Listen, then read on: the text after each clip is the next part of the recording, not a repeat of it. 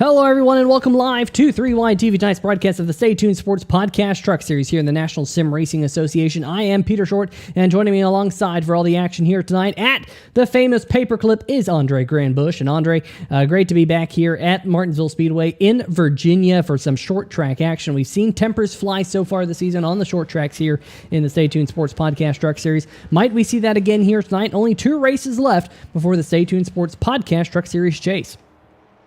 Oh, we've seen the tempers fly at a wide variety of tracks. We've seen them at road courses, at short tracks, and of course Martinsville always brings out some, let's call it, grievances on tracks. I'm looking forward to it, but qualifying already getting underway, and we're going to see who's going to be the first to step out there and post a time. I don't think these guys are going to be waiting for a whole lot of cloud cover or anything like that, Peter, because I'm looking at the sky right now in the race server, and I'm not seeing a cloud in sight, so no advantage to waiting. Just get right out on track, and the number 30 is on his way to posting a time. But the first driver to cross the stripe is going to be Tyler Bellinger with a 19.32, and I think he's going to be able to improve on that. Yeah, Tyler Bellinger getting a good lap in. There's the number 30 of Julian Tesoro, 0.15 of a second off. So far, the number 21 is atop the leaderboard here in practice. Look at Julian Tesoro running way up the racetrack. Usually you see these trucks glued to the curb down there. Yes, there is a curb. You can hit it and get all types of screwed up. As the number 30 of Julian Tesoro on lap number 2 does not improve. But how about the other Tesoro, Dominic Tesoro? The number 69 goes top of the board. Justin White now jumping up into the 4th position. There's the number 2 machine heading down the backstretch. See if he can find some speed on lap number 2. Here's Philip Scott, the World Ninja League Ford F-150, who has been so good this season, finally getting to victory lane here in the National Sim Racing Association. It's been kind of a long time coming for Philip Scott so far this season. He's been so fast, currently 3rd in the speed charts as well here tonight. But Philip Scott has been so good and got that win back at Daytona several weeks ago. But last week at Atlanta Motor Speedway, it was Nathan Maurer who went to victory lane, the number 971 machine. He's out there on the racetrack right now, sporting a new look here tonight as he works his way through turn number 3 and 4 here. That would have been a suitable paint scheme for the Star Spangled Bash we did a few weeks back there. Good-looking truck as he works his way around the corner. And a lot of these guys are running that middle line. He is down low right there. But it's just interesting the way that this track is sort of changed. I think in the most recent years here, some drivers in real life and in the simulator have kind of realized how good that midline can be at Martinsville. You carry just a little bit more speed. And a track this short, where you're getting down into the under 100 mile an hour range in the corners, carrying a little bit extra speed is massive. It is very important. So some drivers are going to prefer the bottom, like Maurer here in the 971, and some drivers are going to prefer the middle. But I think we're going to see some good side-by-side action tonight, because Martinsville really can be more of a multi-lane track than you'd expect. We have another driver posting some lap times here. The number 73 machine of Clavey is going to move up the board by 1. Only about 0.3 off of the pole sitter currently, who is still Tesoro with that 19.29. I'd kind of predicted when Bellinger posted his first lap he was going to be able to improve on it. He did not improve on the second lap, and it turns out he didn't really need to, because he is so close to the pole sitter. Turns out that was a blazing time, as Tristan is also hugging that bottom line. And it's interesting the split we're seeing here between the lines they're choosing, Peter. Yeah, Tristan Maher right down there running that curb, trying to find a little bit of grip. Comes into tonight's second place in the point standings here in the Stay Tuned Sports Podcast Truck Series. Eclipse Photography F-150 working his way out of turn number 4. He was 3rd on his first time lap. What can he do on lap number 2? And for Tristan Maher, was a little bit faster in his second split and was just a fraction of a second faster, believe it or not, than his first lap, but does not improve in the number 17 mobile. So the racetrack falls quiet. Only 13 drivers so far have set a time here tonight. I believe relatively small field, only 17 trucks here tonight at Martinsville. Definitely one of the tougher tracks on the circuit here in the Stay Tuned Sports Podcast Truck Series. But with the racetrack now silent, we can say that Dominic Tesoro, the number 69 machine, top of the board. Tyler Bellinger, good lap time for him, starting on the outside pole. Maher and Scott row 2. definitely some big players up front here for this one tonight. Oh, there absolutely is. And then even behind them, you got some really great drivers. Vincent Valvano, the other Tesoro, Julian. Those are drivers who have really shown a lot of pace this year. And they might be starting mid-pack. I wouldn't expect them to stay there too long, but it's going to be interesting. This race is going to be a lot of fun. The paperclip never fails to impress, even if it's a bit of a smaller field. And honestly, the small field is probably a load off a lot of these guys' shoulders, because if they had a full field at a track like this, it could become very stressful very quickly. But knowing that there's not going to be quite as much lap traffic and things are hopefully going to be a little bit more tame than you'd expect could be pretty nice. Yeah, that is for sure. Let's go through tonight's full starting lineup here for the Paperclip 160. Dominic Tesoro, the number 69 machine, will be the driver that starts on the pole. Tyler Bellinger will be alongside him. Great qualifying lap by the number 21 machine. Then back behind them, Tristan Maher and Philip Scott, the number 17, alongside Philip Scott. Those two drivers make up second and first in our point standing, so definitely drivers to keep our eyes on. We know that they are drivers that like the road course, and this racetrack runs a little bit like a road course with the two ends of the paperclip. Nathan Maurer will be rolling off from the 5th position on the inside of row number 3. Great qualifying run, like you said there, from Vincent Valvano, the number 64. Keep our eyes on him. Also, Julian Tesoro will be starting in the 7th position in the number 30, 6 spots behind Dominic. Jeff Price on the outside of row number 4 here tonight. Josh Sobel will be rolling off from the inside of row number 5, and Justin White rounding out our top 10 here. Andre? And just looking back from them, you got Matt Cherry in that number 5 alongside Robbie Clavey in the 73 truck starting P12. Doug Neal in the number 77 is going to be starting alongside Adam Newton in 14th. Tom Lester and Stan Hausman are going to make up the final 2-wide row. And bringing up the rear of the field is going to be Colton Gum in the number 10. That's our 17 truck field for Martinsville. Yeah, it looks like we'll have all 17 trucks out there as well, so that's the good news. So a little bit of a smaller field, but nonetheless, all of the trucks that are on the starting line will race here tonight. Of course, it is a short track here, so we do get 2 pace laps here. Let's get a little bit of a look on the bottom right-hand corner of your screen of what this racetrack looks like from the air. It's called the Paperclip for a reason. Only a half mile in length, 2 parallel straights followed by 2 very tight corners. A lot of braking, and sometimes here, Andre, we talk about shifting, trying to get these trucks rotated through the center of the corner. That is something you can do. I think these guys are going to have to be careful with that. I did watch the practice session before the race, and Doug Neal in the 77 actually overheated and exploded his engine during practice. So I'm not sure if that was a result of shifting or just being up on that red line a little bit too much, but it is something you can do. I would say just use it sparingly as the pace truck shifts lanes down into the pit lane, and looks like the number 69 is going to lead us to the green. He's got the flag in hand. There we go. We are off for Martinsville. A little bit of wheel spin from that inside row, but that is to be expected. And a huge incident already. It has been 30 seconds since the race began, and Valvano is in the inside wall. Yeah, the number 64 machine, Vincent Valvano, going around here on the front stretch. You can only think maybe a little bit of a wheel spin out of the number 64 machine. Let's slow it down here on the 3-wide TV slow-mo. Look at that inside line really accordioning up there with the number 30 of Julian Tesoro. But we're going to keep our eyes here on the number 64 of Vincent Valvano, trying to get going, and just got a little bit of a nudge from the number 14 of Jeff Price, it looks like, and that was enough to put the number 64 down across the nose of Josh Sobel. Nowhere for the number 75 of Sobel to go. And the 64 goes through a couple of pirouettes in the inside wall, and that's a tough break for a driver who had a fantastic qualifying run. Well, when I said Valvano wasn't going to be mid-pack for long, I didn't mean that. I meant going the other way, so I apologize for the commentator's curse. But, yeah, that was just too hard of a bump. I think he got the rear tires off the ground with that one, and it just, I'm sure the force feedback in his wheel was pretty much non-existent at that point. Here we go, on board with the number 14 of Jeff Price, and there's that nudge right there.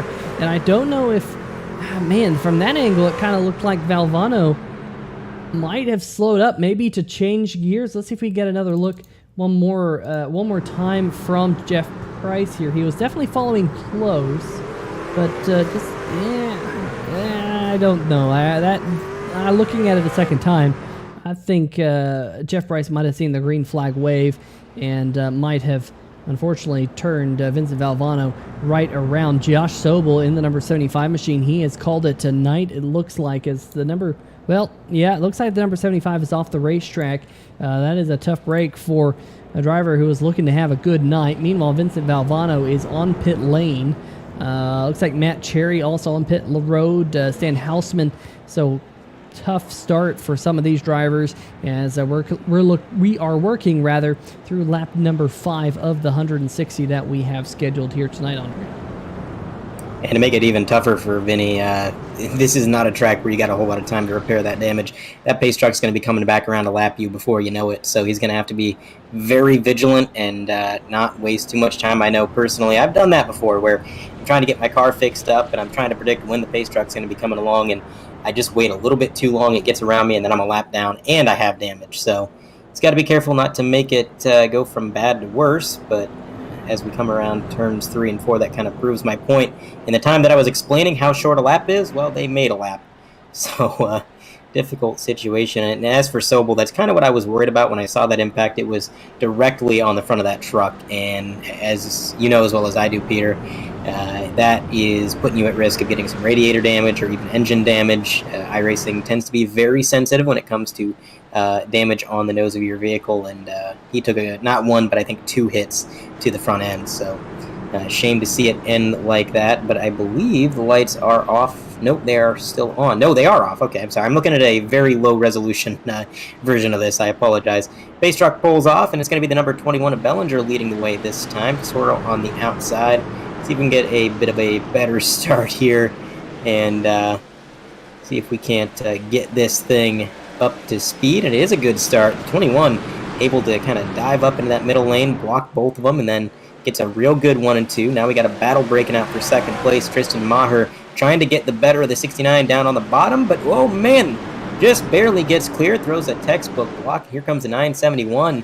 Maurer trying to power his way through the field. He's got 2 cars behind him looking a little bit hungry, but he's going to dive it down low. And man, oh man, they're braking so hard here, Peter. You can see the front end of that truck squat down every time they get to the corner.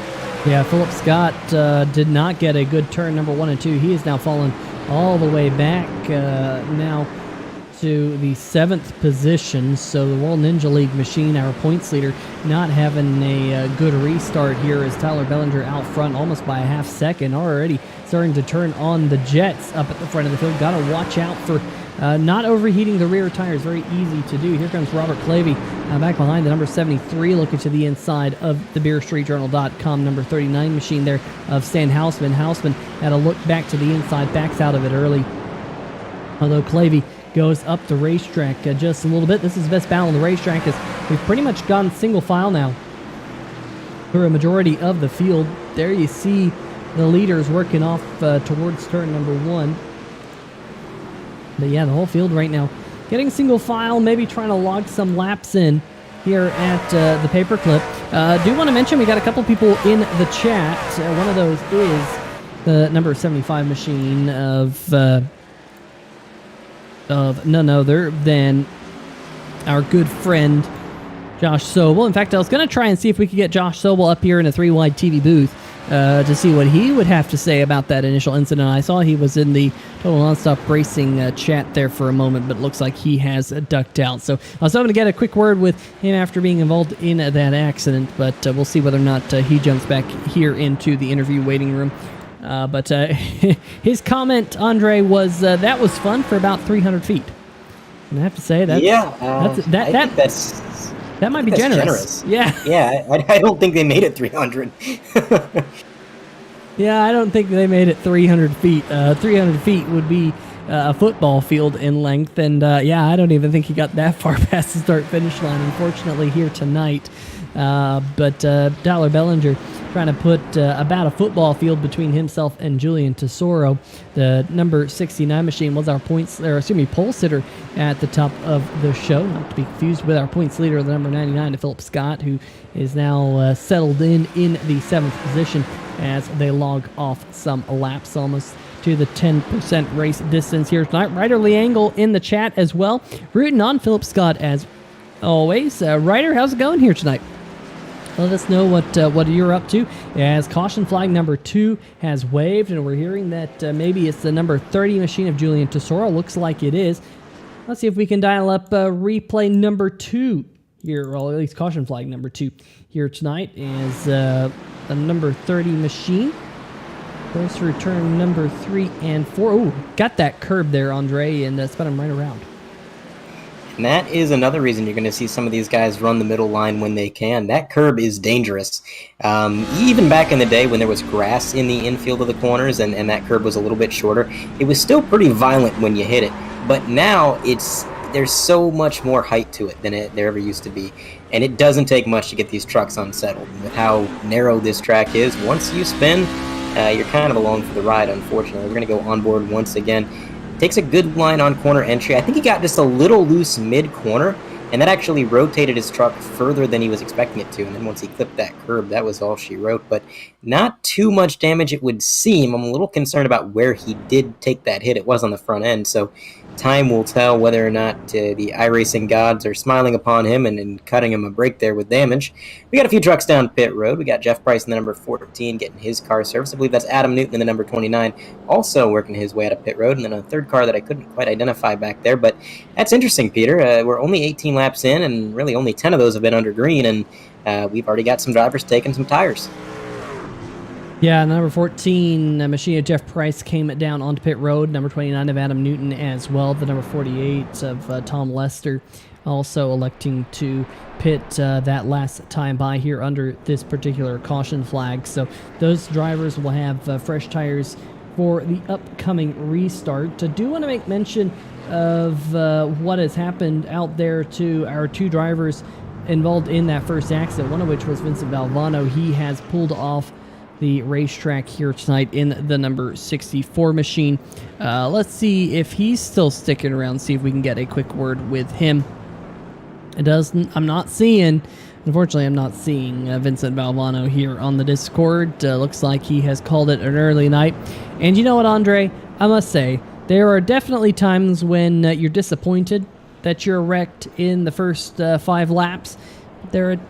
I think it hurts more when you're wrecked in the final 5 laps and you've spent, 2.5, 3 hours on running a race, and all of a sudden it's all for naught. At least, hopefully, Vincent and Josh can go out there and maybe have a good night. Maybe go get a brewski or something like that, so they can support our good friends over at Beer Street Journal and the beer industry. Gotta say, I partook tonight. Prior to the race, I partook in some Mexican cerveza, and I wasn't a big fan. Definitely pass on that one next time. But anyway, hopefully going green here shortly. I'm going to have to disagree about it being more disappointing at the end of the race. It might be more aggravating, but I think looking at things like that in hindsight, I'm always more frustrated when it happens right at the beginning of the race, because at least if you get wrecked at the end, you got to run a race. You got to race, you got to be around the other drivers, you got to do what you're here to do in some capacity, whereas these guys have put in a lot of practice, a lot of effort going into this race for Friday, and then immediately it's all for naught as soon as they get on track. That's always been more frustrating to me, but it's driver to driver how they feel about it. Here we go to the green flag. The 21 gets a massive jump there. That is a great start for Bellinger, but the 69 drives it in a little bit deeper behind him, trying to steer clear of that 17, but unfortunately for him, with 17 getting the shorter way around the track, he was able to stay side by side, costing him just a little bit of time. And of course, that is what Bellinger loves to see out of that rear view mirror, these guys battling it out. And it seems like Tesoro and Maher have been really evenly paced from what little green flag racing we've had, and I think they're going to be battling with each other for a while to come. We got a 2-wide battle here. The 73 and the 39 Beer Street Journal truck. These guys are door-to-door coming into 3 and 4, and you're going to see what I mean about the outside middle line being just a little bit quicker once you get out of the corner. You can carry a little bit more speed, and sometimes that makes all the difference. And of course, in the center of the corner, the 73 is going to close in a little bit, but as I say that, 39 does get clear. A really good pass on the high side. Not an easy thing to do at this track. Very impressive move. They're going to single file out, and now, 73 dove it in a little bit deep there, Peter. Yeah, I saw him do that earlier in the race as well. I think when he was racing around Philip Scott in the number 99, but gets things sorted out. Still solidly inside the top 10 for now as the 17 truck field has whittled down to 15 after that earlier incident. Good news for Julian Tesoro after this most recent caution flag is he's back out there on the racetrack and clicking away. The bad news is he is down in 13th spot, so lost a little bit of track position with that loop out of turn number 4. Gonna try and not do that again. He's staying away from that curb now, running that higher line there. Andre doesn't want to do the same thing as the number 5 machine. That's Matt Cherry. Oh. Matt Cherry going around. There he is. And Tom Lester coming in there late, giving a little bit of a hit check to that left front. Yeah, that's going to be some bad damage. Luckily, it's not the new damage model. If it was, that would be definitely a broken axle. We'll have to see exactly what happened. But number 14 behind the number 5. I think the 5 just spun on his own. I'm not sure if he tried to downshift and it just got the car sideways. And Lester, of course, adding that finishing blow there. With how tight these corners are, when you see smoke, it's sometimes difficult to tell where the car actually is because they're not in your line of sight yet. We are on board with the number 5, and yeah, that might have been a downshift gone awry. Yeah, unfortunately, that little knock right there at the end has put Matt Cherry on pit road. In fact, we got Jeff Price coming down. Right there, number 29, we've got Adam Newton coming down, Tom Lester, and Matt Cherry in the number 5 machine and his pit stall now. Hopefully that damage is not all too significant. Look at number 29, Adam Newton already driving away.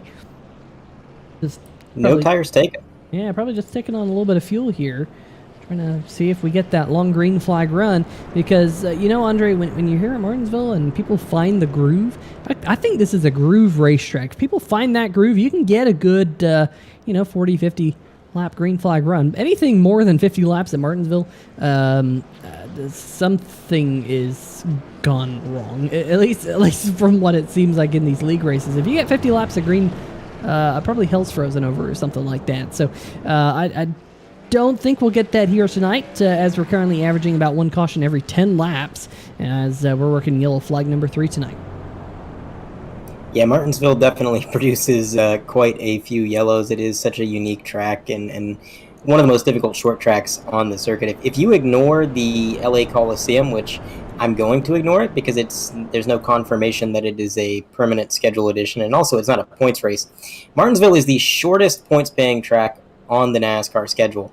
Just a little bit shorter than Bristol. Actually, Carlos made a fool of me because I was always under the impression that Bristol was the shortest track on the circuit. And then we were doing a broadcast one night and Carlos corrected me, so I had to look it up. And yes, Martinsville is 0.526 miles and Bristol is 0.533. So this track is noticeably smaller than Bristol. And with that close quarters action and, of course, the low speeds through the corners, that provides a pretty hefty challenge for these guys. Yeah, and of course, unlike Bristol, you have to use a lot of braking here, so it's definitely something you have to manage throughout the run, especially like what we saw right there with the number 5 machine of Matt Cherry getting loose. One of the few options that you have to adjust with these cars, Andre, is the brake bias. You got to find that brake bias you feel comfortable with. Move it forward if you're getting a little bit too slideways into the corner. Move it back if you're not sideways into the corner. You want to be just kind of on edge. You want to let the truck float into the corner as much as possible. Kind of get it to a point where it's fairly neutral and stable on entry. But if you overdo that rear brake bias, you can spin around, just like what we saw happen to Matt Cherry there. Yes, it could have been a shift down gone bad as well. That doesn't help. But meanwhile, we're going back green flag. That's the good news. Bellinger on the loud pedal again, and this is a little bit better restart for the field compared to the last one, because the last one, it seemed like the field was really jumbled up there on the start as, Nate Maurer joining the scene very quickly at the back there. I thought he was going to run over Tristan Maher, but was able to get it wound up in time. As a little bit further back, here is Colton Gum in the number 10 machine, racing side by side with the two of Justin White there in the Grinds Coffee machine. He's going to run down on that inside line right next to the curb as Jeff Price catches that curb. Luckily, he's not turned around. We stay green flag. Jeff Price now side by side with Julian Tesoro as Colton Gum getting all types of sideways and into the inside wall. He's now mowing the grass on the inside of the racetrack between turn number 1 and 2, and he's going to drop all the way to the tail end of the field down to 15th. Good job there by Colton Gum, though, to get it back on the racetrack without any further damage. Yeah, he had started to slide back up towards the field, and he made the really good decision, I would say, to get that thing turned back to the left and into the grass there so that he didn't get into anybody. Definitely not what you want to do as a driver. You're watching everybody drive away from you, but I think that was better for everybody involved, and I got to respect it. We're on board now with the number 17, trying to fend off Nate Maurer in the 971. He's really gained a lot of position so far tonight, and doesn't seem to be a slouch at these short tracks. So we'll see if he can keep up with his 17, maybe make a pass later on. Up front, Bellinger still has the lead by about 2/10 as the fourth caution flag flies for the night. Almost on par with our 1 caution per 10 laps trend. Is this the number 5 again? Yes, it is. Matt Cherry coming through 3 and 4. Flips the curb a little bit in the middle of the corner, but then on exit, just a little bit too much throttle, gets him sideways, and didn't hit anything, fortunately, but that is going to be a caution, so we're going to rack him and stack him and do it all again. Yeah, let's see it from a slightly different angle. You think, you can see he catches that apron right there. It unnerves the truck and just not able to get the power down at all with a big power slide off turn number 4. Was able to get it locked down without any further damage. But I am hearing that the number 5 machine has taken a tow back to pit road, and I believe is calling it a night. So that will whittle us down to just 14 trucks as we reach the quarter race distance. On pit road, familiar faces on pit road here, Andre. Jeff Price, Adam Newton, Tom Lester, and Colton Gum. Seems like these drivers have all been on pit road before. In fact, for Tom Lester, this is pit stop number 5 of the night in the number 48 machine, getting some front end damage repaired as well, it looks like. Going to stay in his pit box for an extended period of time. Not sure where he got that damage, but the number 48 here trying to not lose a lap. We have no drivers on the racetrack more than a lap down currently, so no Brookstone Animal Hospital Lucky Dog Awards, as you see their logo there in the top left-hand corner of your screen. No Lucky Dogs to be handed out just yet, although the 40, I thought the 48 might have just gone a lap down. That's not true. He's working his way back out onto the racetrack there in front of the iRacing pace truck. And unfortunately, above the pace truck, those lights continue to twinkle. So we will see whether or not those pace truck lights go off this time by. If those lights stay on, we're going to see if we can bring in one of these drivers for a quick word. We'll see if those lights continue to twinkle as he goes across the start-finish line. Unfortunately, there's no way for me to see until right about now. And unfortunately, it looks like we'll leave the drivers to it. Andre, the probably one of the biggest gaffes we ever had here on 3Y TV was here at Martinsville Speedway, where the broadcast wasn't live. I was not live, and we pulled a driver into the booth as we were going green flag, and that driver ended up wadding everyone up in turn number 1 because we distracted him. So that's the last thing we want to do here at Martinsville Speedway. We did it at Martinsville before. We don't want to do that here tonight, but the iRacing pace truck heads onto pit road as we wrap up the 4th caution of the night and go back green flag here with Tyler Bellinger again leading us to the green flag. He got the lead at the beginning of the race, and he scoots away once more as the battle side by side will be for second behind him. Yeah, the 21 is getting pretty good starts, but I'm noticing every single restart, it seems like the 69 is predicting when he's going to get on that lap pedal just a little bit better each time. So we get too many more yellows. He may stay alongside our leader if he keeps up this improved performance. We're going to go on board here, and man, what a good track to go on board, because whether you're looking forward or backward, there's going to be a slew of cars trying to make their presence known. Looking back from Bellinger towards the number 69. Coming through the corner, you can see Bellinger really does prefer that slight middle groove, just about half a lane up from the bottom. And that allows him to carry a little bit of speed on the straightaways. But that 69, he can drive it in a little bit deeper than our leader. And that may help him make a pass, because really, the only way to make a pass here at Martinsville is to outbrake your opponent. So he can do that without getting too much brake fade later on in the race. That could be huge. There's number 30, who was involved in that incident earlier. He's kind of working his way back up towards the front now in P8, after being all the way back in 13th, I believe, after the incident. So gained 5 positions so far, looking to gain some more, and doesn't seem like the damage is holding him back too much here, Peter. Yeah, he's slowly creeping his way back up the scoring pylon, that's for certain. Meanwhile, we go back to this battle up towards the front of the field. I've noticed that Bellinger is able to get about a truck length between himself and Julian Tesoro. Tesoro's been able to put a couple of truck lengths on Tristan Maher here. But one thing I've been noticing is Nate Maurer has really been hounding the back bumper of the 17 machine there as Maher gets into the outside wall. So Maher and Maurer here, very hard to say those two names back to back, are two drivers who are very hungry to get to victory lane. Of course, Nate got that win at the Atlanta Motor Speedway last week here on 3 Wide TV. In fact, that was his second W on the season, and got that win, I believe, earlier this season at Talladega as well. Meanwhile, Tristan Maher has been to victory lane 3 times this season in the number 17 machine, with those wins coming at Gateway, Knock Hill, and Iowa. He was the hottest driver on the schedule, won 3 out of 4 races, but yet he has not won, believe it or not, since the month of June, so a couple of months now since we last saw Maher in victory lane. Of course, the driver who has the most wins so far this season is not in tonight's race, as we got a battle for the race lead. Like Tyler Bellinger here under fire from Dominic Tesoro as they head off into turn number 1, but Bellinger able to fend him off. He's able to fend him off for now, but I said it earlier, that 69, being able to break that deep into the corner is going to be massively important. I think that's going to be how he's going to make this pass if he makes it. But the thing is, he's got to get it done quick, because if he's driving that hard into the corner, you know he's heating those brakes up, and that means they're going to perform worse and worse as the night goes on. So that advantage that he has, it's going to be kind of depleting over time. And not to mention, this race is just kind of short in general. We're going like, what would it be, about 80 miles, considering this is a half-mile track. Not a whole lot of time to play around, and I think the way these guys are driving is showing that. There's a very large sense of urgency, I would say, throughout the field. Yeah, if we can stay green, this race, is going to click by very quickly.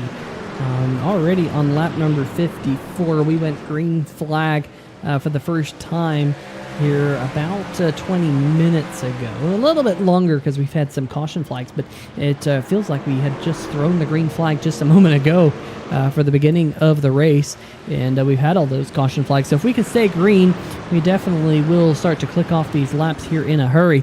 Want to give a shout out to those people here watching on 3 Wide TV here. Sign if you're in the chat and you have not said anything so far tonight, well, let us know. We'd be curious to know what you're up to, if what you had for dinner, what you're having as a nice cold beverage and all that. Of course, our good friends over at BeerStreetJournal.com love to know what craft beers you have been drinking, and you can check out our series sponsors as well while you're at it. All the series sponsors, there's links in the description to all of them, including Simbox. If you're a sim racer like myself and you need a custom button box, well, go check out our friends over at facebook.com/SimboxPC. There you see Simbox on Doug Neal's number 77 machine. Having a good run so far here inside the top 5, but being hounded by Philip Scott right back behind him. Philip is our points leader. Bit surprised we didn't see Philip Scott up there inside the top 3 in qualifying. He did start 4th, but he likes the road courses, and this racetrack does kind of race a little bit like a road course with how much brake you have to use and how you have to roll through the center of the corner. But Philip in that number 99, we'll see whether or not he can get back up into the top 5 as he was fourth at the get-go. Meanwhile, Doug Neal in the number 77. It's been a good night for him so far. Started in 13th, now running in 5th. So a really good night for the Simbox PC machine. And he runs those custom button boxes. I think Philip Scott might even have one of those Simbox button boxes as well behind him. So tell you what, Doug Neal putting on a good show as we got a battle right in front of them. Tristan Maher under fire from the 971 and Nate Maurer here, Andre. Now this is really interesting because for a while it looked like the 17 was pulling away and giving himself a bit of a gap. But the 971 just turned on the afterburners within the last few laps and closed this gap. Question is, can he complete the overtake? We know the middle line is pretty capable, but it looks like it's not going to be enough as Maurer is going to move himself up into third. He's got a bit of a ways to go before he gets to the leader. He's about 1 second behind the next car, which is Tesoro, and Tesoro himself is about 3/10 off the leader, so a little ways to go, but man, he is flying out there. Meanwhile, right up at the front of the field, that is the gap between the front two. As, looks like Doug Neal at the back of the screen might have just clipped the wall coming out of turn number 4. Doesn't look like Philip Scott is close enough to attack that battle. Really, a little bit further back in the pack, the gap's starting to develop between most of the drivers. There is Justin White, Jeff Price back behind him. He's made multiple pit stops here tonight, 3 pit stops. Adam Newton has made 4 pit stops in the number 29 machine. He's running in 11th. Tom Lester has also made several pit stops, 5 in all. In the number 48, he is running in 12th, and Colton Gump in 13th, and Robbie Clavey in the number 73. He's fallen well back behind the pack here in that Toyota Tundra, seeing some right side damage as well. Wonder if he has caught the wall, and that may have affected the handling of this race truck. So unfortunately, the number 73 falling about 3 seconds behind Colton Gum in his number 10 Ford here tonight. But up at the front of the field, Tyler Bellinger continues to lead.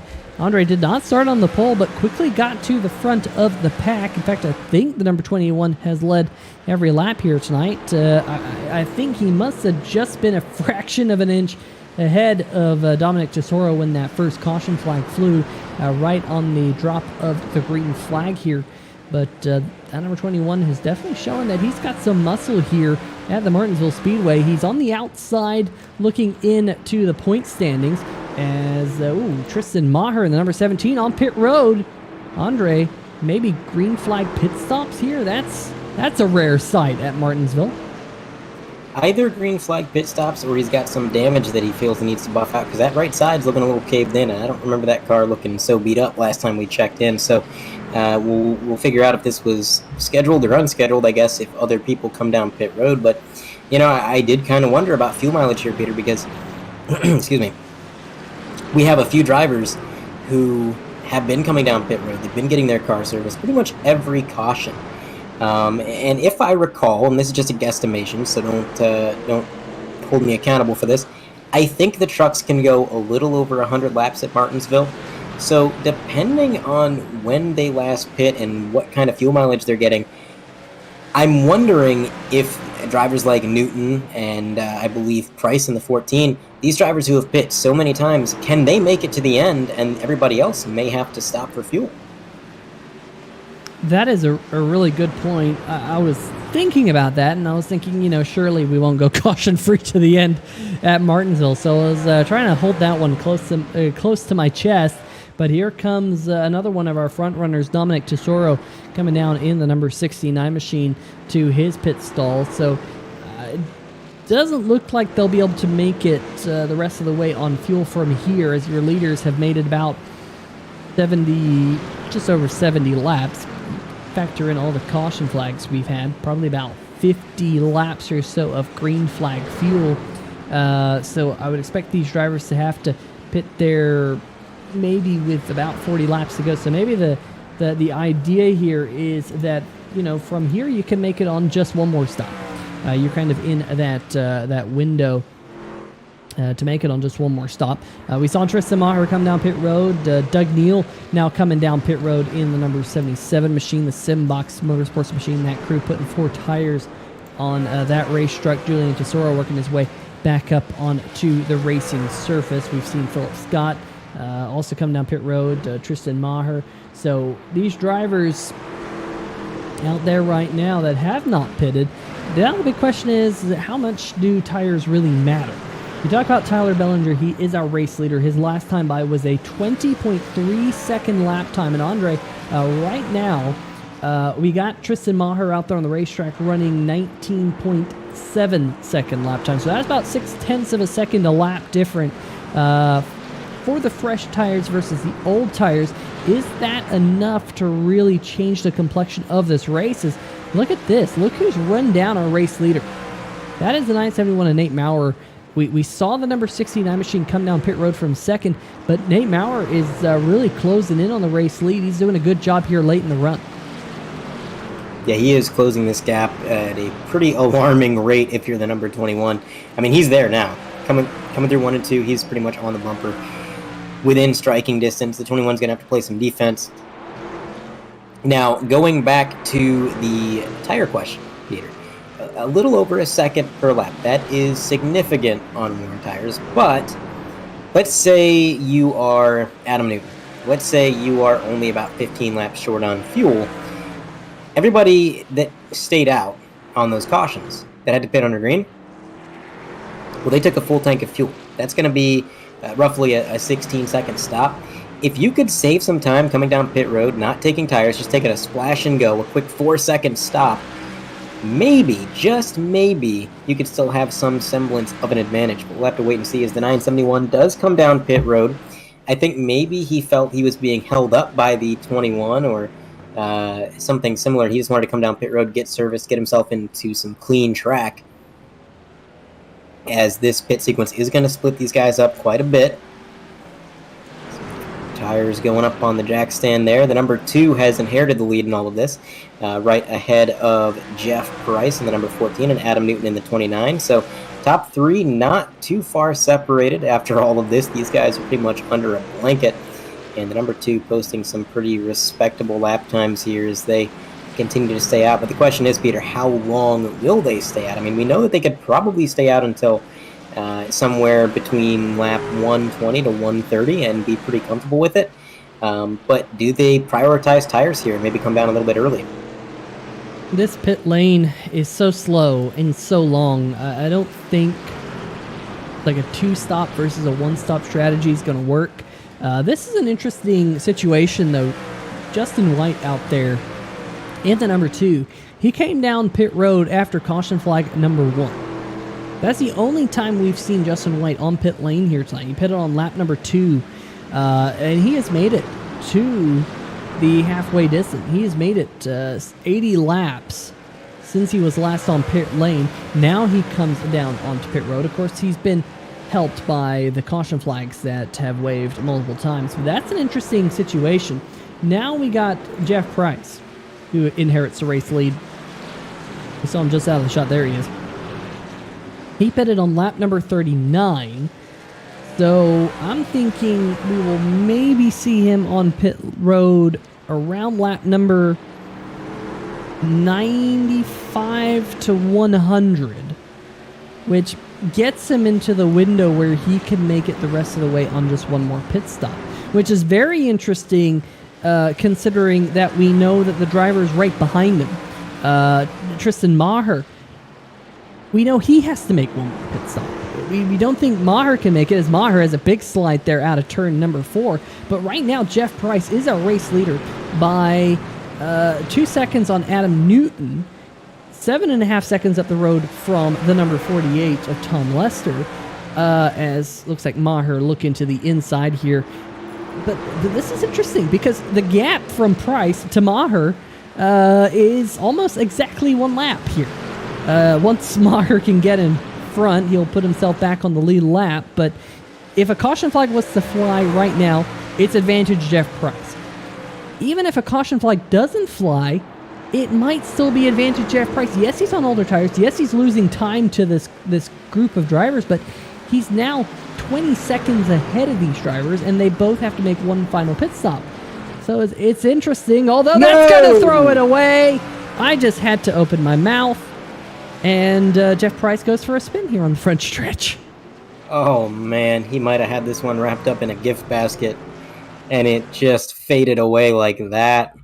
Take a look at replay. I think I know what happened here. He was up high because he was trying to let these guys on the bottom line go, but in doing so, he was up in the marble. So when he got on the throttle, it was a little bit looser than he was used to. You know, he was used to running down on the bottom where the rubber is, where you got a little bit more grip, and he just tried to drive it like he had been driving it, and unfortunately, that was not the answer.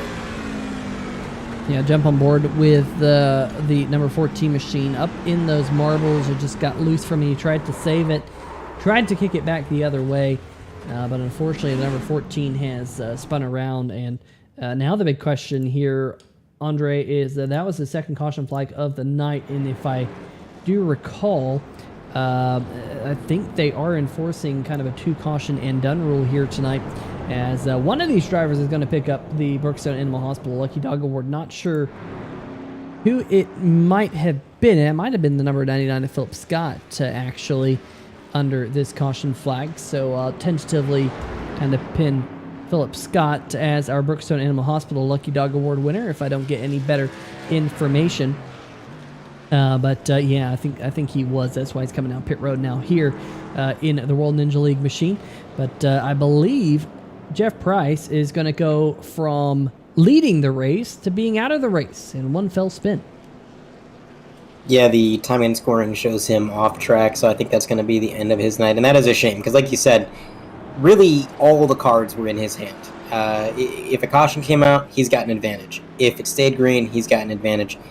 Unfortunately, he was trying to be the nice guy. He was trying to let everybody go and run the top line, and it just kind of bit him. Got a little bit loose in the marbles, and man, oh man, I've pulled similar bonehead moves in races before. It's not a good feeling. I can sympathize with that.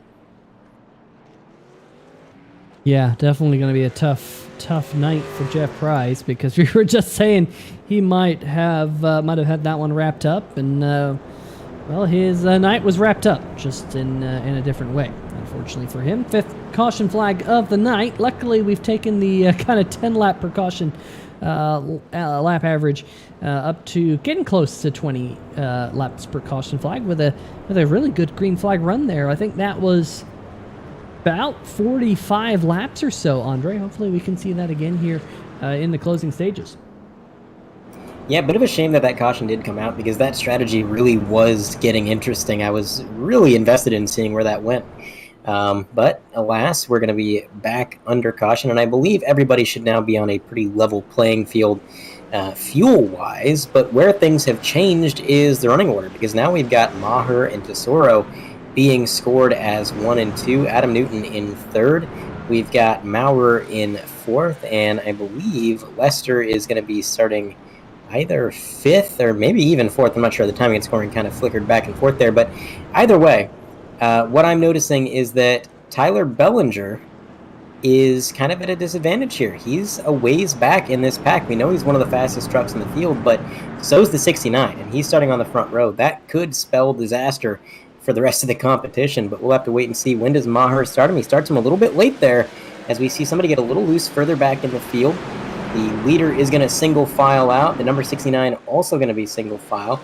The number 48 of Lester, with some damage on that truck, is going to fall back a little ways here. Now the 971 trying to make his move down low, right on that curb, and it is going to be a success. He's going to be able to do a little bit of side drafting here. I'm not sure how effective that's going to be at a track like this, but alas, you got to try it if you can. And that's another position on the board for Maurer. Question is, what can the 29 do? He's got fresh tires. He's further up the grid than he's been pretty much all night long. Can he play some defense here? Hold the 971 up?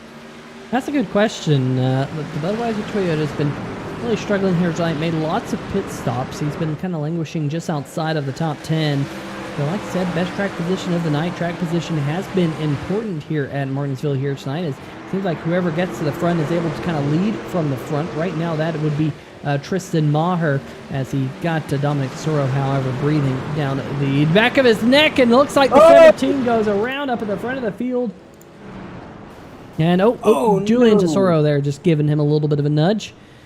Well, let's see if there was any help, Andre. Unfortunately, the number 17, who was our race leader, has gone around, and it's back-to-back caution flags when the leader has spun. I mean, I don't think that happens at all very often, as the 17 just dove it off in there. Looks like kind of all by himself. Maybe the brake bias was a little bit too far back, and there's that late nudge from the 30 of Tesoro. Yeah, I think you're exactly right, Peter. I think that might have been the brake bias just being set a little bit too far, because that slide started almost immediately. I mean, as soon as he got on the brakes, you could see that rear end kicked out, and he was just kind of skating into the corner. Not a whole lot he could do. I don't think the 69 really even had an aero effect on this incident. He was too far away to even play a hand in that. It was just the 17 getting a little bit sideways, and the turning radius of this corner, you do not want to enter sideways. So unfortunate. But yeah, Peter, normally in a race, if you're the leader, you're doing something right. But right now, I'm not sure I'd want to be the leader. Yeah, I would tend to agree. However, there is our Brookstone Animal Hospital Lucky Dog Award winner under the 6th caution flag of the night. That is Robbie Clavey, who is currently being scored in the 13th position, 3 laps down in his Toyota Tundra. Not exactly sure how the number 73 truck ended up 3 laps down. It does look like he had an extended stay on pit road at one point or another. Not sure if that was due to a penalty or whatnot, but unfortunately the number 73 is 3 laps down. Going to need some more caution flags to get on to the lead lap. Meanwhile, this particular caution flag has helped out some of our drivers a little bit further back in the pack, Andre, because they've been able to come down pit road, get on fresh tires, and kind of reset their race.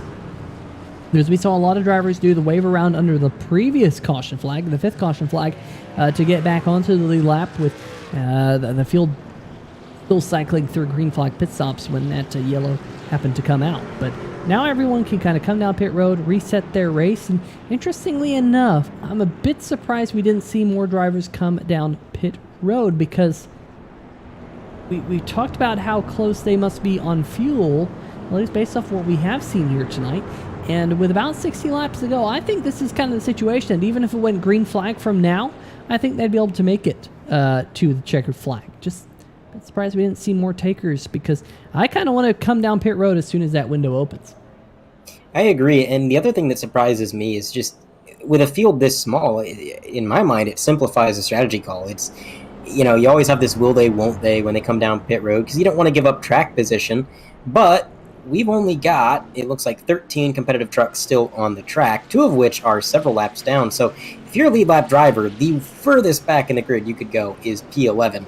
And if the driver's behind you pit, then you're not even going that far back. So there's really not a whole lot to lose coming down pit road, but in doing so, you get the advantage of fresh tires and not having to question whether or not you're good on fuel. I mean, like you said, if you pit here, I think there's a pretty good chance you're set to the end. So that is a bit surprising. We'll see how that shakes out. Might fall into the hands of some of these drivers that just pitted. Meanwhile, Pace Truck has just come down pit road. A couple of drivers towards the back of this group trying to run the front pack down. Stan Hausman, and there you see him at the back of the screen, did not catch the field, nor did Tristan Maher. Green flag waves again. Tesoro in the number 69 up front. Nate Maurer slides into second, trying to look for 2 wins in a row here in the Stay Tuned Sports Podcast Truck Series. Then Adam Newton running in third yet again. We just saw him a few moments ago in third. I think he might have lost the spot to Nate Maurer, but then he gained the spot back because Maher had his big slide. So currently the number 29 of Newton back on the podium for now. Philip Scott in 4th, then in 5th, Tom Lester. Tyler Bellinger, he's creeping his way back up through the field, Andre. Let's see what he can do. We saw him lead probably the first half of the race or so until he finally relinquished the lead when he came down pit road, but that number 21, he's kind of out there, and we know he's hungry and we know he's fast, trying to get himself back up into the top 5 here. And this is where all of that leading he did earlier in the race might actually be a bit of a hindrance, because this is uncharted territory for him. He's probably still getting used to how the truck handles in the pack with all the cars around him affecting the aero and affecting the handling.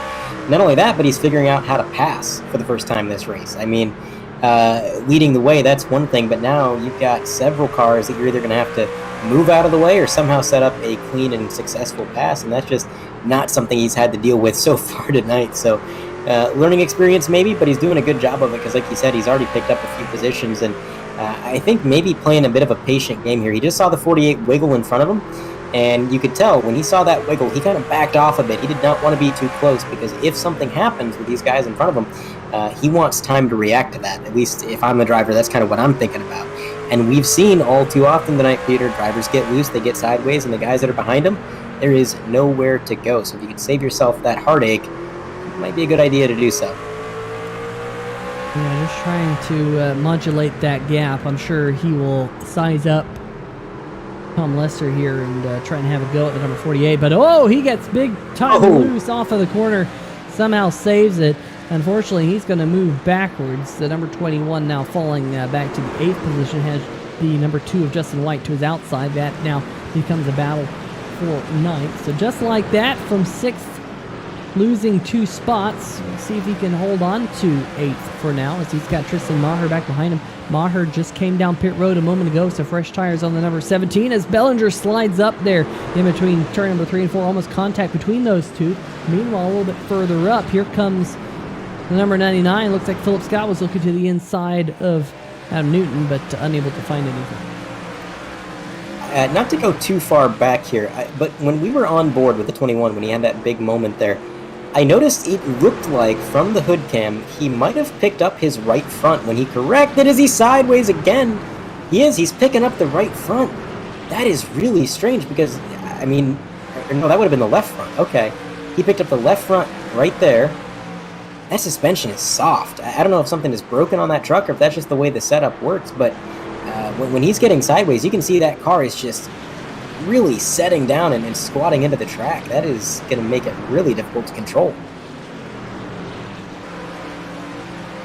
Yeah, good save, though, out of Tyler Bellinger again to keep that truck pointed in the right direction. The bad news is he's lost another position to the number 2 of Justin White, who clips that curb, and he gets a little bit unnerved as the 21 all of a sudden ends up back in the rear tailgate of the Grind's Coffee Pouches machine. We also saw someone a little bit further back. I think that might have been the number 10 of Colton Gum, who had clipped the outside wall off of turn number 4. Colton is currently being scored 1 lap down. Now Justin White having a little bit of a moment. There you see the right front being picked up on the number 2 truck. But we continue to stay green. As that really kind of baffles me, Peter, because normally these trucks would be set up so you're picking up the left front. You'd want to hike that tire up coming through the corner. The fact that the right side is the one that's getting hiked up here, that is really interesting. Yeah, I would definitely agree. And with these race trucks as soft as they are, spring-wise, at least from what it looks like, that's a certain skill set of driver that likes that. I don't like a soft suspension. I've never really liked a soft suspension. I've liked a little bit stiffer suspension. And that's one of the reasons why I've always kind of struggled here at Martinsville. I've always, been really good on road courses. I'm a road ringer, but when it comes here to this particular course, as we got a battle for the race lead breaking out here, you have to run the springs so soft to get the mechanical grip, and it just doesn't suit my driving style one bit. It looks like it's suiting the 971's driving style, though, as Nate Maurer tries to get the race lead, and looks like he does here off of turn number 4, trying to go back-to-back. Got that win last week at Atlanta Motor Speedway and trying to do the same thing here tonight. Oh, contact! Oh, no. And looks like more contact as Doug Neal is going almost onto pit road as green flag stays out. Wow, let's get a replay of that one. So we're going to take a look at what happened here. There's a lot to dissect here. We're going to go on board, looking back from the number 29 of Adam Newton. Looks like Philip Scott got down low. I don't know if maybe Adam Newton didn't expect that move and really just kind of tried to occupy the same real estate, or what happened there. But then he slid down into what appears to be the 77, who, like you pointed out, Peter, almost made his way down the wrong pit road. Take another look at a different angle here, and yeah, the 99, he sent it in there deep, but I'm not sure who I could really pin that on. I feel like both those drivers are being pretty aggressive in that instance. I mean, the 99, he's clearly down low here. And the 29 is still coming down, still coming down. Now he's evened out. He's running that line. Nah, I think the 29 might have crowded him there. That's just my call. But again, both these drivers being so aggressive, that's hard to place. Yeah, I would tend to agree with that call, to be honest. And now Justin White goes around right in front of the number 29 machine, and that will bring out the caution flag for the 7th time here tonight. So we jump back live, and more chaos happening on the racetrack. Let's see what finally brought out the caution flag here tonight between Justin White in the number 2 machine. See if there was any contact on this occasion. So very similar to what we just saw, the 21 gets down to the inside. He's kind of poised to make the move here. And the number 2 trying to come down the corner, and in front of him, completely unrelated, the 48 actually starts going for a loop here. And the 21 is able to get around all of that. Unfortunately, Adam Newton not so lucky. He did get a little bit involved in that, but just one of those weird instances where we got 2 possibly unrelated wrecks. We're on board with the number 2 Grinds, Coffee Pouches machine. He might have been watching that 48 and was more focused on that than the cars behind him, and that may have been the catalyst. Yeah, it definitely looked like the back end of the number 2 machine was going around. That was a really good shot, because you kind of got the whole incident here. Let's go on board with the number 2. Let's bring up the gyro cam so you can see the hands. He gets into the corner. He's trying to save it right there, and then just got another nudge from Bellinger. I don't know if I can really pin that one on Bellinger, because I think the 2 was getting sideways. We know the car in front of him was getting sideways. So all chaos was breaking out. Now, interesting stuff is happening out there on the racetrack while we were watching that replay, because the number 99 machine of Philip Scott stayed out. He pitted on lap number 90. And Andre, I kind of said around lap 90, that was around that period of time when I thought that you might be able to make it to the end of the race on fuel. Definitely around lap number 100, I thought you could make it to the end of the race on fuel. But Philip Scott stayed out. He's definitely making a gutsy call here.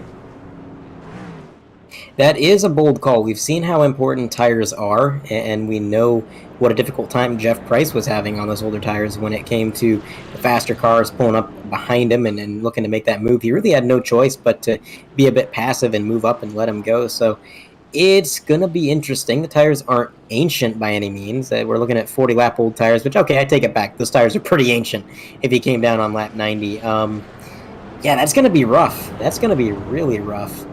But we'll see. I mean, the 99, we know he's not necessarily had the race-winning pace tonight, and I say it every week. If you can't get him on speed, sometimes you got to get him on strategy. And I always respect the driver that is willing to make calls like this. They're willing to try something, because that just shows you they want to win this thing, and they're going to do anything that it takes. And I love that spirit when it comes to these drivers. So the iRacing pace truck lights continue to twinkle atop the truck. Was thinking that Colton Gum would be our lucky dog under this particular caution, but that appears to not be the case. Adam Newton in the number 29 with that front end damage that he just accrued from that accident. He has also fallen 1 lap down. Robbie Clevey in the number 73. I'm just checking my live timing and scoring to see now if he's being scored 2 laps down. Actually, no, he's still on pit road. So I don't know if we had a Brookstone Animal Hospital Lucky Dog Award winner under this caution flag. Of course, if you get an incident penalty or something like that, that negates your ability to get that Brookstone Animal Hospital Lucky Dog Award. But we're down to about 10 trucks right now, at least in the front pack. As we get back green, Philip Scott dives off into turn number 1 as our race leader. I think for the first time here tonight, he is our points leader and race leader right now. But Nate Maurer wants to have a say in that as he looks for the race lead here in 3 and 4. I tell you what, Philip did everything right there. He didn't get any wheel spin. That was about, whoa, the number 77 hard into the outside wall. And judging by the amount of tire tracks going on there, I gotta assume that may have been assisted, but we'll find out. Coming into the corner here, he's got the 21 behind him, the 17 in front of him. 21 gets down underneath onto the curb and then slides up into the 77, who then pirouettes into that outside wall, nearly going over onto his side, but able to get it going again. And Yeah, Bellinger, I think, just came in a little hot. We'll take another look at it here. He's trying to make this pass. He's following the 17, but the problem was right there. He clips that curb, and he gets sent sliding just a few inches up the track, but that's all the room he had. He didn't have much room for error, and unfortunately, when that car slid up, 77 was in harm's way. A massive impact to the Xfinity logo there, which is pretty fitting for Xfinity Internet, crashing like that. But, you know, that's neither here nor there. Let's get a look at this accident, and, well, I guess we don't want to see that accident. I thought that was going to be a nice cinematic shot of the accident, but, you know, sometimes Mr. Producer's wrong, and that happens occasionally. But we'll get back to live scenes here under this caution flag. Let's see what's happening up at the front of the field. Looks like Nate Maurer is going to be your leader. Looks like Philip Scott elected to come down pit road now. Maybe he realized pretty quickly that his decision to stay out under the last caution was not a good idea. Righterly Angle in the chat says looks like the 21 got a bit of a tap, but that looks more on the 77. So interesting call there in the chat from Righterly Angle. Ryder, how's That's it going? another situation. You know, you can look at that from a lot of ways. I mean, yeah, the 77 did kind of crowd him down, very similar to the incident we saw earlier. It's just the fact that we're at this short track. Everybody's driving really aggressive, and nobody's leaving room. It is hard to pin fault on anybody, truly. Yeah, you know, sometimes when you're a driver like that, I mean, you realize we're closing in on the end of the race here. You know, you look at the live timing and scoring, and you realize, well, shoot, there's only about 30 laps left. You're not going to give a whole lot of room out there. Sometimes you wish you might have given a little bit extra room, but at least for right now, the number 77 of Doug Neal is going to be restarting in 7th, so didn't lose a whole lot under this caution.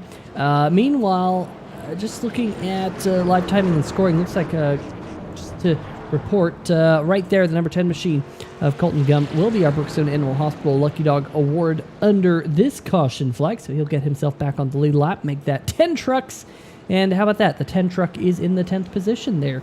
Actually, make that 11 trucks because the number 48 of Tom Lester also on the lead lap, but Lester will move around the number 10 for this upcoming restart because up at the front of the field, the good news is we're double file here for a restart. We'll be going green on lap number 135, only 36 more laps here to go as we'll be going green for the 9th time here tonight. 8 cautions in all in the opening 134 laps, and I don't think it will be the last one, Andre, if what we have seen here tonight has any indication. Yeah, 8 cautions so far. I'd have to agree. I don't think they're gonna get quite green to the end. We'll have to wait and see. But that 971 got one heck of a jump, and now he's got the number 69 on equal footing behind him, challenging for that position. And you got the 17 and the 30 going into the corner real deep. They're gonna bump doors there. The 17 is gonna move up half a lane, and then he goes around. Big pile up on the backstretch. That's the entire field, Peter. Holy goodness. Yeah, I know. Yeah, okay. We'll have to we'll have to re-rack the whole field. Pretty much all wadded up in that one. Let's see if we can see what happened here from on board with the number 99 machine here. And Maher just got loose there off the corner, and Philip Scott was he tried to ninja vault over the accident. They do call him Ninja Phil, but that didn't work out very well for him there. Yeah, I'm curious to see if the 17 just got a little looser. So there was a door slam here. They're coming out of the corner. The 17 is sliding. I don't think that was retaliation by any means. I think that was just the 17 being up in the marbles and getting loose.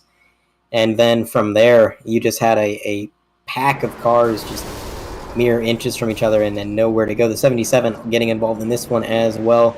Newton able to squeeze through just barely, but that may be a handful of DNFs right there. That was a lot of engine smoke from a lot of cars. Here we are on board, I believe, the Beer Street Journal truck right behind where this transpired, and yeah, I mean, that's a parking lot. There's literally nothing that the 39 could have done differently in that situation. Yeah, on board here with Doug Neal and the number 77 machine. He actually got a little bit of a hit check there from Philip Scott. That actually might have really helped The 77 of Doug Neal, because, yeah, he might have tagged it, but just right there, kind of at the end of it. So that is really going to whittle down the field as we go back live. Let's see if maybe we can dial up one of these drivers here who were just involved in the accident here. Let's see if we can pick one of these drivers sitting on pit road. Let's see if we can talk to Ninja Phil. Philip Scott, Peter Short 3 Wide TV booth. You got a copy? Hello. Well, I made the joke that you tried to ninja vault over the accident. We saw you get airborne. What happened there from your point of view? Yeah, I don't know. It's been a little bit of a frustrating race because it's been so hard to pass, and I was giving too many I was being too nice to everybody and kind of giving them space, and then later on it, like earlier on in the that run before it, then I was just like, all right, I'm gonna just send it in there, and if they don't move, then if they don't get out of the way, then what? Then that's their fault because they're coming down on me. So that happened, and then on complete accident, I sent Doug up the track. But that was good for him because then he avoided the wreck, and then I had nowhere to go. I just knew that the best way to get through it is just to try to full throttle it, hopefully avoid it. But I think I didn't realize I got airborne, so I'll have to look back at it. Yeah, definitely got the front wheels up off the ground, but definitely a tough night for you and the number 99 machine, Philip. Hopefully that crew can get you back out there here in the final 20 laps. Yeah. Also, I've had a top 10 in every single race so far this season, and right now I'm in 10th, so fingers crossed I can keep that streak alive. Oh, well, we will see. Pace Truck, we'll let Philip get back to it. Pace Truck is on pit road, and we're down to 9 here, Andre, as we're going back green flag. Not sure who our lucky dog was under this caution flag, but meanwhile, Nate Maurer leads as the number 69 of Dominic Tesoro. They look like they're the only clean trucks left in the field here tonight. Yeah, these are really the only guys without a scratch on them, but we'll see if that lasts. These guys are going to stay side by side, coming through the corner, and Tesoro on the outside line, just throwing some Hail Marys, trying to make this outside pass as the 48 spins in the back. Yellow flag is going to come out. Who had the lead at the moment of caution? That's what I want to know. Right now, it's scoring Tesoro in the lead, but iRacing may see things differently. We'll have to find out as we take a look at the 3-wide TV replay, see exactly what happened with the number 48. Was this a single car incident? Did he get some help? What exactly happened here? It was the curb again. The curb strikes once more. Martinsville Wars Episode 3, the curb strikes back. Yeah, that curb has done a lot of striking back here tonight. Definitely causing a problem for several drivers. As let's see if we can go on board here with the number 48 as he went off into turn number 3 here. There's that curve. You see it completely unsettled the truck. Those shocks just not able to bring it back into a stable state fast enough. And luckily it didn't look like he got a whole lot of damage, but definitely did make contact with the outside wall, and that will bring us inside 15 laps to go here tonight. Let's see if we can pick up maybe a word from one of the drivers who might need a new pair of interviews, a new pair of underwear, and that is Doug Neal in the number 77 machine. Doug Neal, Peter Short 3 Wide TV booth. You got a copy? I got you, bud. Well, I think you might need a new pair of underwear because the big one, the parking lot, whatever you want to call it there on the front stretch, you just avoided it. Might have got it just a piece of it. But yeah. Things right now looking up for the number 77 machine sitting there in third. Well, we'll see what happens. I've been dumped a couple of times this race, so I don't know. Everybody's getting a little aggressive here at the end. We'll see what happens. Hopefully we got something for him, but I doubt it. Dominic's really fast. Well, you got a good run on that last restart on the outside. He got a good coming off of turn 1 right there, or off of 2. I mean, he got a really good run off of 2.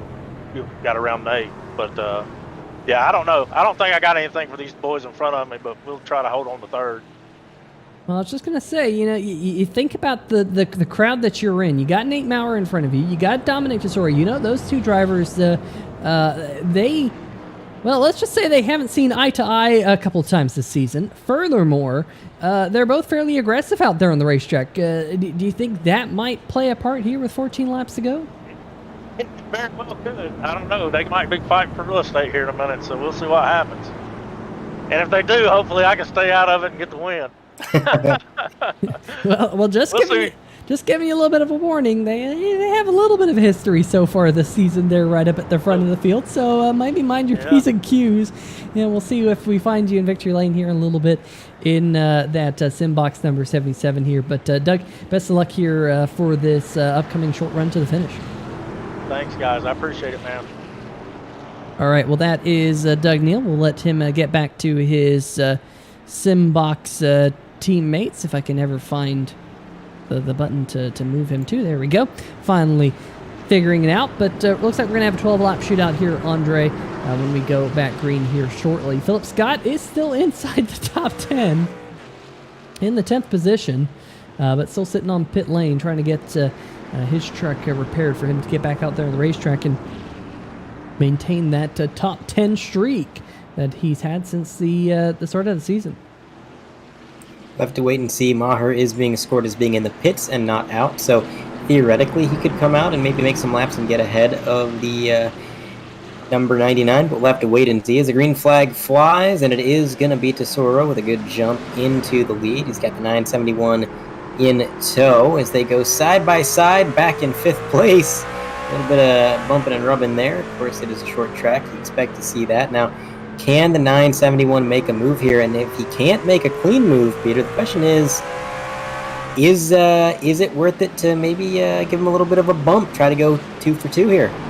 Well, like I said, they have had a little bit of a disagreement. I think that was earlier this season, maybe at Gateway, between Tesoro Motorsports Machines and the 971 and Nate Maurer. And that's something I've been keeping my eye on as the season has gone on. 10 laps to go now, as we did hit the 10 caution mark here just a little while ago. So 10 laps to go, however, and now looks like Nate Maurer, he's all over the back of Dominic Tesoro. Might have tried to give him a little bit of a shot there in turn number 3 and 4. Andre, we are going to have a heck of a finish, I think, here tonight at Martinsville Speedway. Yeah, if I'm Doug Neal, I'm clinging to 3rd place for life because I'm thinking he might be in the catbird seat if something transpires here. These guys, like you said, bit of a history, and this track, it almost tempts you. It tempts you to put the chrome horn to somebody, and of course, Nate, having won last week, he wants to double down, get 2 wins in 2 weeks, and it looks like he might have the speed to do it. But I tell you what, Tesoro in this number 69, he is really good at playing this defense. He's a very consistent driver, not the kind of guy that's going to make a whole lot of bobbles. You can't really rely on him to make mistakes. So I think when it comes to making this move, the 971 has really got to play his cards right. And I want to point out, too, the 77, he said he doesn't think he's got anything for these guys on speed, but he's sticking with them. In fact, I think the last lap he actually closed in. Yeah, and you see a little bit of a gap now forming between Doug Neal and this driver behind him. We're right on board with right now. That is Julian Tesoro. That's great news for Doug Neal. One thing as a driver myself, a sim racer, when you don't have to worry about what's in your rearview mirror, you can focus on what's ahead of you, and sometimes that makes all the difference. I mean, you know, half a tenth a lap, a tenth of a second a lap, 2/10 of a second a lap. It can make a really big difference when you're just focusing on hitting your marks, not worrying about any pressure back behind you, and just putting your head down.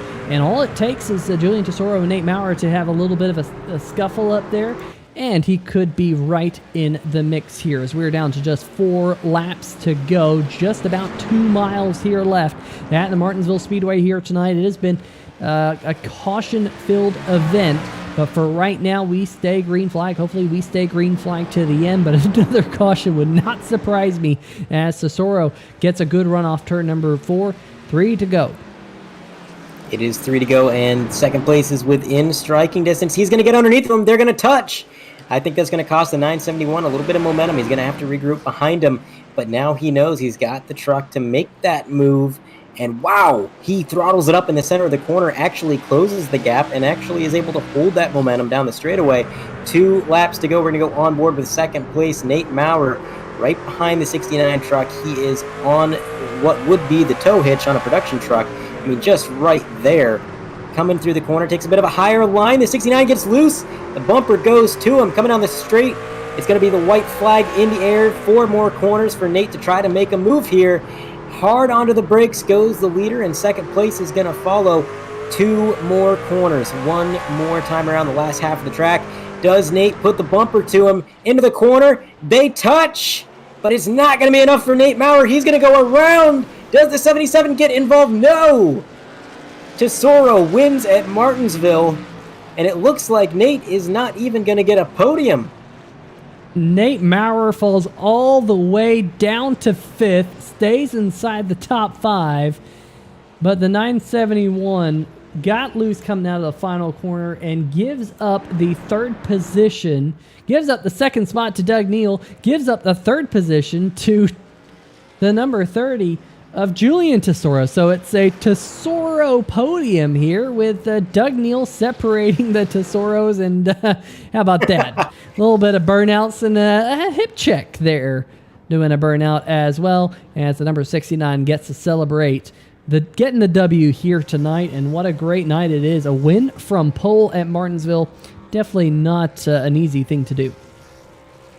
No, I don't think anything about this race could be classified as easy, Peter. It was quite eventful from beginning to end, and just so many ups and downs for so many of these drivers, and a lot of attrition. I mean, if you look at that scoreboard, almost half the field wound up DNF'd in this race. It was a difficult event for these guys, and I should point out that, yes, Philip Scott did hold on to that top 10, keeps the streak alive just barely, as our winner is doing some burnouts here. Yeah, definitely going to be one of those races that we look back on at the end of the season and go, wow, that one kept us on our toes all the way to the end. But we do get some post-race interviews here tonight. Andre, let's see if we can dial up tonight's 3rd place finisher. I'll let you take it away with the number 30 of Julian Tesoro here on 3 Wide TV. Julian Tesoro, you got a copy? Yes, sir.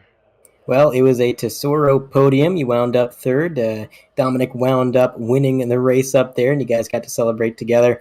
How cool is that? How special is that, man? Yeah, it's really cool. I'm happy for him. He was really excited. He definitely deserved it. We joined the session, and that was our only practice, was the hour we had. So, yeah, we just try to learn through the race, and he was really quick. So definitely well earned. It was fun watching him and Nate battle, being a little bit further back. But yeah, it was fun. Eventful night for sure. Yeah, a lot of ups and downs. You yourself got caught up in a few scuffles there, but you managed to overcome it and still wound up on the podium. Was there ever a moment of doubt when things were getting a little bit chaotic where you started to think, okay, this is kind of going sideways, or was it more of a keep your head down and just try to push to the end situation?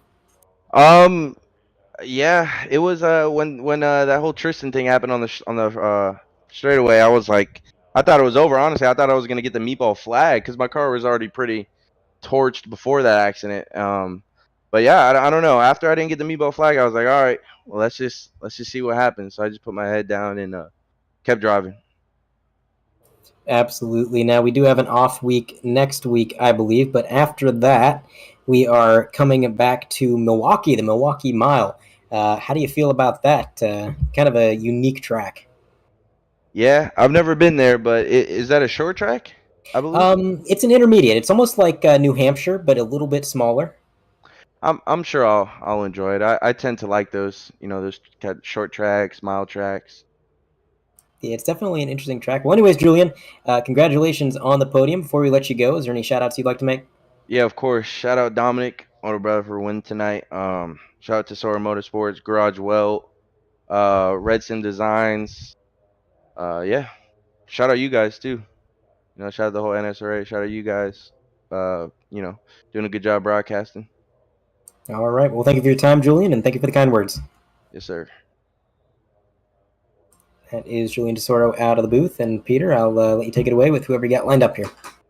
Yeah, I got Doug Neal, tonight's runner-up in the Simbox number 77. And Doug, we were talking to you just a little while ago and said, hey, you know what? They might get together and they might take each other out and might allow you to knock on the door. Well, I can say that did happen. It just didn't quite work out where they both took each other out. But you come home second nonetheless. Definitely kind of an up-down night for a good majority of the field, but it ends up on an up for you. So kind of talk us through your roller coaster of a night. Man, I had a good time tonight. It was fun. I was surprised we had 2 green flag stops, to be honest with you. Usually here it's yellow flag stops every time, but no, it was a good, clean race, I thought. I mean, there were some cautions right there about halfway through and then towards the end, but everybody's getting a little aggressive. But short track racing, that's what happens. And I was pretty fast in practice, and I changed my steering ratio to 12, and I was going to run 14, and I had been running 14 the entire time in practice. And when I changed over to 12, I forgot to change back to 14 after qualifying, and it really was burning my tires up, and I couldn't do anything with those guys. About halfway through a run, I started getting really tight and having to wait to get back in the throttle off the exit. But other than that, I'm pretty happy with where I'm at. I would have been happy with third, but Nate was really giving him a little bit of a bumper there, coming off a 4 and trying to rattle his cage some. He wasn't going to try to spin him, but he was just, trying to let him know he was there. But Nate got a little loose and lost it. Come home second, so can't complain. Yeah, definitely a good finish for you in that number 77 machine. I know, I think if I recall, last week at Atlanta Motor Speedway, which I know is your home track, I don't believe that necessarily went to plan. So I think it's, if I recall, a good bounce back here tonight at Martinsville. Yeah, it was. It was a good bounce back. And then I know we're off next week, but then we go to, I think, Milwaukee. And Milwaukee's one of my favorite tracks. I love all the flat tracks and short tracks. But I'm looking to do really well at Milwaukee. But we'll see what happens. You know how it goes. You never know. Yeah, if you have not seen the Milwaukee Mile before, take Martinsville and just blow it up by 100%. Just kind of stretch it. It's pretty similar in shape. Just stretch it by 100%, double it in length to 1 mile. Definitely one of my favorite racetracks to go to on the schedule. Definitely one where you have to watch out for your tires. You have to manage the race truck, and hopefully it's a little bit loosey-goosey. And make it fun to drive. But Doug, before we let you go, any shout-outs you like to give out? Just my company, Simbox. If anybody's looking for a button box, I'll be glad to help you out. Just message me on Facebook. We do custom boxes. So just hit me up if you need anything, and we'll get on it for you. And congratulations to my teammates. We had an up and down night all night. Nate, Justin, Tom Lester, and Adam. We all run together every week and have a good time. So just those guys. I appreciate it. And that's what it's all about, having a good time. And Doug, you almost got the Simbox Biggest Mover of the Race award. Unfortunately, that's going to go to the number 10 of Colton Gum here tonight. But plus 11 spots here tonight, nothing to be scoffed at. Congratulations on your second place finish, and hopefully we get to talk to you again soon. All right. Well, good job to Colton, too. He's new into the league. He's doing really well. So congratulations to him on that. So appreciate it, guys. Thank you, Peter. All right. Well, that's going to do it with our runner-up here tonight, Doug Neal. And I believe that, we're just going to give you both of the Tesoros here tonight. Andre, is Dominic Tesoro is down in Victory Lane with you. Dominic Tesoro, you got a copy? Yes, sir. Well, Dominic, that was a well-earned victory. You were up front all night long battling for the lead, and I don't think anything came easy in this race. There was a lot of attrition. A lot of drivers were out there struggling, and you showed that you had one of the fastest trucks. You were one of the most well-prepared, and when it came down to it, you walked away with a checkered flag. Tell me about this race, man. Yeah, man, it was definitely a fun one. A lot of ups and downs. I kind of messed up on the initial start there and gave it to Tyler, but once I seen that it was just kind of him and I with the same pace, we just kind of played it by ear and went for it. But yeah, man, super fun race. Can't believe that there was as few cautions as there was, I'll be honest. But yeah, man, super fun. Now, we noticed when we were up here in the booth, we were watching you, you tended to prefer a slightly higher lane, just about half a lane up from the curb. What was the track racing like, and what was the mindset behind running just a little bit higher than everybody else? So I seen everybody was sort of diamonding the corner, and that's more than fine at most short tracks, this one included. But what a lot of people were forgetting is the exit speed later in the race with these trucks. Corner exit is just not going to work when you're diamonding the corner like that. So I just naturally was keeping that truck kind of in a mid groove, maybe a high groove, and just killing them on exit. But mainly it was just going in so deep to the corner that I really had no choice but to run the middle groove anyway. All right, well, I like it. A little bit of a Martinsville track guide there. Again, congratulations on the win. Now we're going to an off week next week, but then we're coming back for the Milwaukee Mile. What's your experience with that track?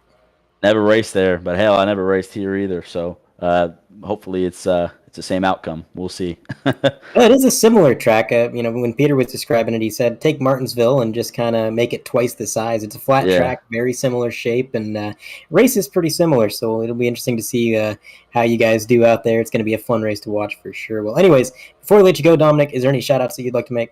Yeah, man. Tesoro Motorsports, Ryan Dingler Designs, Red Sim Designs. You guys in the booth were always coming out. NSRA, just everybody putting this thing together. I'm hoping soon we get a few more entries, but we're kind of in that funk right now where summer just ended, kids going back to school. So, maybe in the next couple of weeks we'll pick up and get a little busier, but we'll see. All right. Well, thanks for your time, Dominic, and again, congratulations. Yes, sir. All right. Well, that's going to do it. With our race winner, Dominic Tesoro here tonight, Andre. Winning the race from the pole is, like I said, no easy task here. But that number 69 machine did it so well. So congratulations to Dominic Tesoro here. Let's bring up tonight's final race order here. And Andre, why don't you take it away up at the top? Dominic Tesoro walking away with the win, as we just covered. Doug Neal with an impressive P2. Feeling pretty good about that bounce back, I think. He was pretty excited in the interview there. Julian Tesoro brings it up in P3. Colton Gum is the biggest mover of the race, finishing in 4th. Nate Maurer finishes 5th after that last corner spin. Made a valiant attempt. Wanted to move Dominic up the track, just didn't quite go as planned. Then he's going to bring it home in the top 5. We got Tom Lester there in 6th. Adam Newton in 7th. Justin White P8. Stan Hausman brings it home 9th. And just holding on to that top 10 streak, keeping it alive, Philip Scott.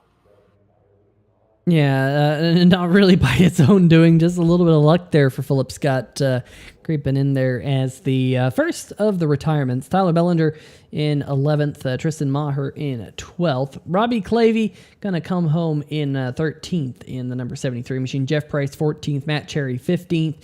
Vincent Valvano and Joshua Sobel, who's... Well, both of their races made it about 100 feet into tonight's race, unfortunately, before they got quite a bit of front-end damage. But both of those drivers being scored in 16th and 17th at the final running order. Well, folks, we do have that off week next week here in the Stay Tuned Sports Podcast Truck Series, but it's going to be an important one, Andre. It's the final race before you make it to the Stay Tuned Sports Podcast Truck Series Chase. A lot on the line at our great track up there in Wisconsin, the Milwaukee Mile. I'm definitely looking forward to that one. Milwaukee is, it is kind of similar to some other tracks on the schedule, but for some reason, the way I've always seen it, it puts on a very unique show. And I know in all the old NASCAR video games and even in the sim, it's been one of my favorite tracks to drive. So I can't wait. It's going to be a fun event. And this race here, like you said, Peter, it's one that you're going to look back on for a while because this was one of the craziest races of the season, and there's a lot to talk about. Yeah, I do want to make mention of some of the series sponsors here before we head on out. We did mention that Colton Gum does pick up the Simbox Biggest Mover of the Race award, so congratulations to him. I want to give a big shout out to our good friends over at Brookstone Animal Hospital. They gave out a lot of lucky dogs here tonight at the Martinsville Speedway, so made a lot of happy people Unfortunately, there was a lot of unhappy people with all the drivers who finally did not finish the race, but a big shout out to them.